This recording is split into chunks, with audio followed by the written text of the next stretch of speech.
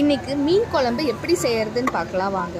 First தக்காளியை நல்லா அரைச்சி எடுத்துக்கோங்க. அது கூடவே ஒரு மிக்சி ஜாரில் வெங்காயம், பூண்டு, மிளகு, சீரகம் எல்லாத்தையும் ஒரு பேஸ்ட் கன்சிஸ்டன்சியில் நல்லா அரைச்சி எடுத்துக்கோங்க. இப்போது ஒரு கடாயில் எண்ணெய் ஊற்றிட்டு அதில் கடுகு, சீரகம், வெந்தயம் எல்லாமே நல்லா பொரிச்சு எடுத்துக்கோங்க. இப்போது கடுகு சீரகம்லாம் பொரிஞ்சதும் வெங்காயத்தும் அது கூட ஆட் பண்ணுற வெங்காய பேஸ்ட்டையும் ஆட் பண்ணி நல்லா வதக்கி எடுத்துக்கோங்க. வெங்காயம் நல்லா வதங்கினதும் தக்காளி ஆட் பண்ணிவிட்டு இது கூடவே மஞ்சள்தூள், மிளகாய்த்தூள், உப்பு எல்லாத்தையும் போட்டு நல்லா வதக்கி எடுத்துக்கோங்க. பச்சை வாசனை நல்லா போகிற அளவுக்கு வதக்கிக்கோங்க. இப்போ ஊற வச்ச புளி தண்ணியை ப்ளஸ் கொஞ்சமாக வாட்டர் ஆட் பண்ணிவிட்டு நல்லா குழம்பு நல்லா கொதிக்க விடுங்க.